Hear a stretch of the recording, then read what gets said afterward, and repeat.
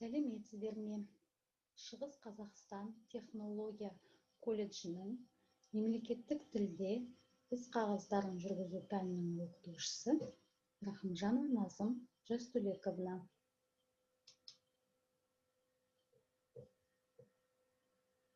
Пәннің атауы мемлекеттік тілде іс қағаздарын құрастыру. Сабақтың тақырыбы сенімхат. Сабақтың мақсаты сенімхаттар жайлы мағлұматтар беру, түсіндіру, ережелері мен мазмұны жайлы ұғындыру. Сабақтың түрі практикалық сабақ. Сабақтың құрылымы үй тапсырмасын қайталау, жаңа сабақ, практикалық тапсырмалар, бекіту, үй тапсырмасын беру. Ал енді балалар үй тапсырмасын қайталап өтейік.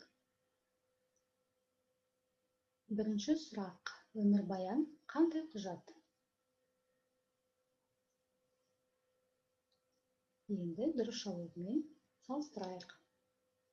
Жеке адамның өмір жолы хронологиялық тәртіпте қысқаша жазылатын ресми құжат. Келесі сұрақ: қолхат дегеніміз не?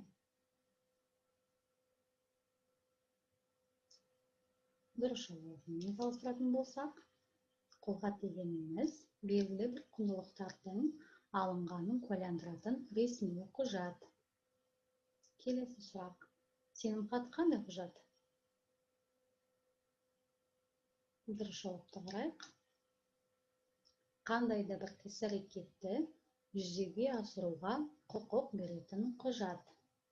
Келесі сұрағымыз: сенімхат неше түрге бөлінеді? Дұрыс жауапты көрейік. Сенімхат екі түрге бөлінеді: ресми сенімхат және жеке сенімхат. Жақсы, енді сабағымызды арғарда бастаймыз. Сенімхат дегеніміз сенім білдірілген тұлғаға, сенім білдіруші атынан қандай да бір іс-әрекетті жүзеге асыруға құқық беретін құжат. Сенімхат екі түрге бөлінеді. Біріншісі мекеме атынан берілетін ресми сенімхат, екіншісі жеке тұлға атынан берілетін жеке сенімхат. Ал енді осы сенімхаттарға тоқталамыз. Бірінші, ресми сенімхат дегеніміз мекеме өкіліне сол мекеме атынан берілетін мәлімдеме жасауға, құндылықтарды алуға, ақша алуға, немесе басқа да іс-әрекеттерді жүзеге асыруға беріледі. Ресми сенімхаттар мекеме бланкісінде толтырылады. Ал енді жеке сенімхаттар дегеніміз жеке адамның атынан беріледі. Онда сенім білдіруші сенім білдірілген адамға өз атынан зейнетақысын алуға, жалақысын алуға, жәрдемақысын алуға, шәкіртақысын алуға, үйді сатып алу ісіне, өз орнына қол қоюға, өтініш жазуға, машина жүргізуге, банктегі есептерді пайдалануға, барлық мекемелерді істі жүргізуге, пәтерді жеке адамға жалға бергенде, сот мекемелерінде оның өкілі болуға құқық беретін құжат. Сенімхатта мынандай жағдайды есте сақтағанымыз жөн. Сенімхат белгілі бір мерзімге беріледі. Егер оның мерзімі көрсетілмесе, берілген күннен бастап 1 жылға дейін өз күшін сақтайды. Ал егер берілген күні көрсетілмесе, ол өз күшін жояды. Сенімхат нотариалдық кеңседе куәландырылады. Нотариалдық кеңседе сенім білдірушінің жеке басы анықталынады. Құқықтық іс-әрекетке қабілеттілігі тексеріледі. Сенімхаттың мәтіні дауыстап оқылып, тізбеге тіркеледі. Тиісті мемлекеттік салық алынады және нотариустың қолы қойылып, кеңсенің мөрі басылады. Келесі сенімхат құжатының құрылымымен таныс болайық. Ең алдымен жолдың ортасына сенімхат деген құжаттың атауы жазылады. Содан кейін айы, күні, жылы, мекен жайы көрсетіледі. Азат жолдан сенімхаттың мәтіні жазылады. Сенімхаттың мәтінінде сенім білдірушінің және сенім білдірген адамның аты жөні, мекен жайы, жеке басы куәлігінің номері мен берілген орны, орындалуға тиісті іс-әрекеттері жазылып, сенім білдірушінің қолы қойылады. Содан кейін сенімхат нотариалдық кеңседе куәландырылады. Енді біз құрылыммен таныс болдық. Келесі ресми сенімхат үлгісімен танысайық. Міне алдарыңызда сенімхат, ресми сенімхат үлгісі. Ең алдымен құрылымын еске түсіретін болсақ, құжаттың атауы, құжаттың күні, мекен жайы, мәтін берілген. Мәтінде сенім білдірушінің мен сенімді тұлғаның аты жөні, мекен жайы, жеке куәлігінің номері жазылады. Мәтіннің соңында нотариус куәландырады және нотариустың қолы қойылып, мөрі соғылады. Ал енді жеке сенімхаттың үлгісімен таныс болайық. Сенімхат атауы жазылады, мерзімі көрсетіледі, яғни күні, мекен жайы, мәтіні. Мәтінінде сенім білдіруші мен сенімді адамның аты жөні, жеке куәлігінің номері, мекен жайы көрсетіледі. Және қандай да бір әрекетке құқық берсеңіз, соны мәтіннің соңына жазамыз. Мәтіннің соңында сенімхатты нотариус куәландырады, нотариустың қолы қойылып, мөрі соғылады. Ал енді практикалық тапсырмамызды бастаймыз. Бірінші тапсырма білгенге маржан. Тақырып және мәтін бойынша сұрақ жауаптарын жазамыз. Бірінші сұрақ: сенімхатта сенім білдіруші кім? Жазып болсақ, енді дұрыс жауапты көрейік, салыстырайық. Жеке сенімхатта сенім білдіруші дегеніміз ол іс-әрекетті жүзеге асыруға құқық беретін адам. Келесі екінші сұрақ: сенім білдіруші кімге сенім білдіреді?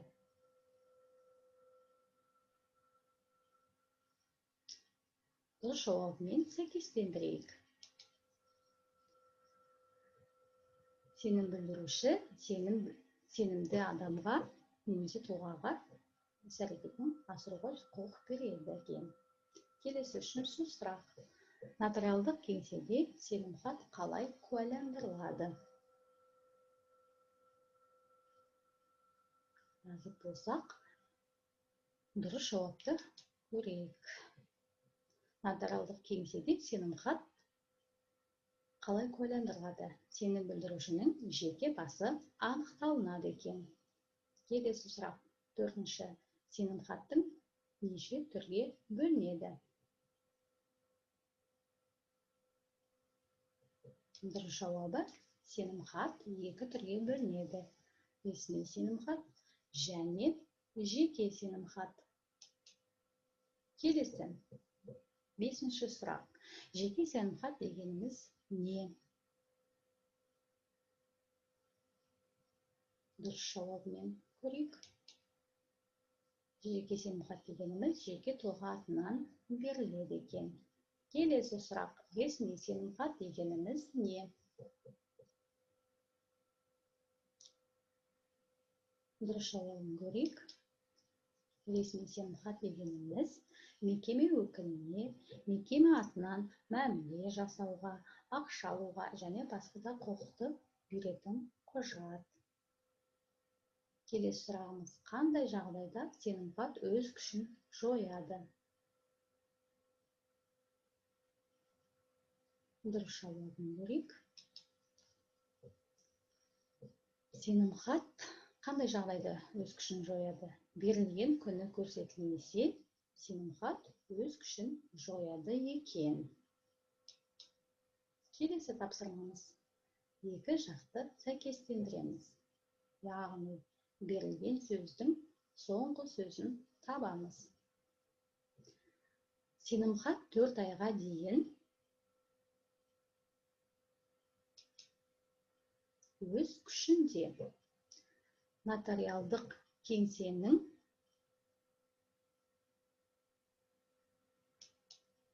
нотариусы. Менің қатысуым кезінде қол қою құқығын берді. Өтініш жазуға өкілетті еттім. Құқықтық іс-әрекетке қабілеттілігі. Тізбеге тіркелді. Салық алынды. Сенімхаттың мәтіні дауысталып оқылды. Жарайсыңдар балалар. Енді келесі тапсырмамыз сөздікпен жұмыс. Бұнда орысша, қазақша аударамыз. Сенім білдірілген тұлға. Орысша аудармасы қалай екен? Доверенное лицо. Сенім білдіруші. Орысша аудармасы доверитель. Келесі жеке тұлға.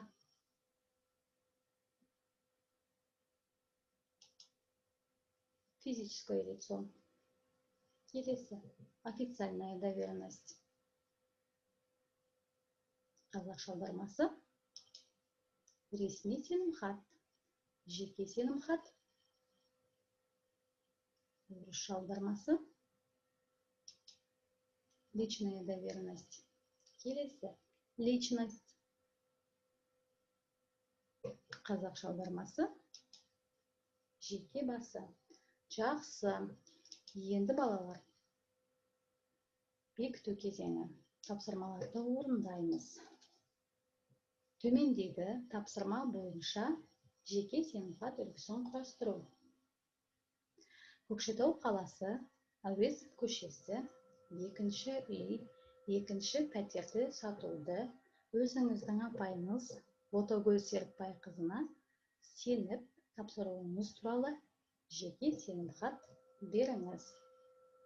Осы мәтінді пайдаланып отырып, жеке сенімхат үлгісін құрастырайық.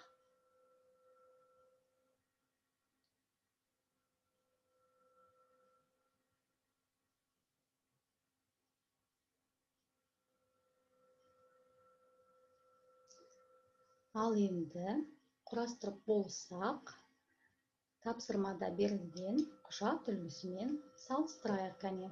Дұрыс жаздық екен, соны салыстырамыз. Назар аударамыз. Сенімхат деп құжаттың атауын жазамыз. Сенімхаттан кейін құжаттың күні, мекен жайы көрсетілген. Мәтіні азат жолдан басталып жазылады. Мәтінде сенім білдіруші мен сенімді тұлғаның мекен жайы, жеке куәлігінің номері көрсетіледі. Көкшетау қаласы, Әуезов көшесі, екінші үй, екінші пәтер мекен жайындағы үйді сату ісін жүргізуге сенім білдіремін деп аяқтаймыз. Бұл үшін азаматша Ботагөз Серікбайқызының менің атымнан мәміле жасауға, анықтамалар алуға, құжаттар алуға, менің орныма қол қойылуға өкілеттім деп қолын қоясыз, күніңізді көрсетесіз. Мәтіннің соңында нотариус сенімхатты куәландырады және нотариустың қолы қойылып, мөрі соғылады. Салыстырып болсақ, екінші тапсырмамызды орындайық. Төмендегі тапсырма бойынша ресми сенімхат үлгісін құрастыру. Агропродукт Адал ЖШ-сының президенті Ербол Алтайұлы аталған кәсіпорынның менеджері Бақыт Сағатұлына Семей қаласындағы Айналайын акционерлік қоғамымен мәміле жасауға құқық беру туралы ресми сенімхат үлгісін құрастырыңыз. Ресми сенімхат үлгісін қарап отырып, осы мәтінді пайдаланып, ресми жеке сенімхат үлгісін құрастырамыз.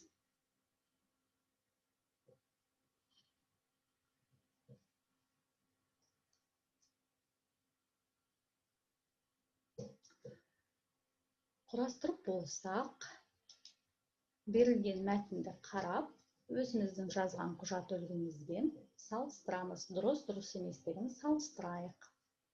Құжаттың атауы жазылған, мекен жайы, құжаттың күні көрсетіледі. Мәтін Азат жолдан, мәтінде ЖШ президенті Ербол Алтайұлы, сол кәсіпорынның менеджері Бақыт Сағатұлының мекен жайы және жеке куәлігінің нөмірі жазып, Семей қаласындағы Айналайын акционерлік қоғамымен мәміле жасауға сенім білдіремін деп аяқтаймыз. Бұл үшін менеджер Бақыт Сағатұлына менің орныма қол қоюға, мәміле барысында келісімшарт тараптарына қажетті өзгерістер енгізуге құқық беремін деп аяқтаймыз. Мәтіннің соңында сенімхатты нотариус куәландырады, нотариустың қолы қойылып, мөрі соғылады. Жақсы. Енді балалар, келесі тапсырма сөз жұмбақпен жұмыс. Яғни берілген торкөздерді, берілген сұрақтарды жауабын жазып толтырамыз. Бірінші тапсырма. Белгілі бір құндылықтардың алынғанын куәландыратын қандай құжат? Есіңізге түсіріп, торкөзді толтырайық. Қандай құжат екен? Қолхат құжат екен. Келесі сұрақ. Қандай да бір міндетті шешу үшін кәсіпорын директор шығаратын нормативтік өкімдік құжат? Жауабын есіңізге түсіріп, торкөзді толтырайық қане. Жауабы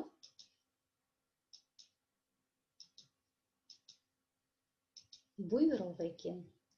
Келесі сұрақ. Личное дело. Қазақша аудармасы.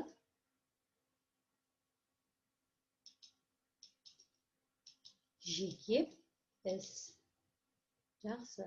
Келесі сұрақ. Жеке адамның қандай да бір ұйымға немесе заңды тұлғаға өзінің құқықтары мен мүдделерін іске асыру үшін берілетін қандай құжат? Қандай құжат екен? Жауабы арыз. Келесі соңғы сұрақ. Қандай да бір оқиғаны немесе фактіні дәлелдейтін, растайтын, сипаттайтын құжат?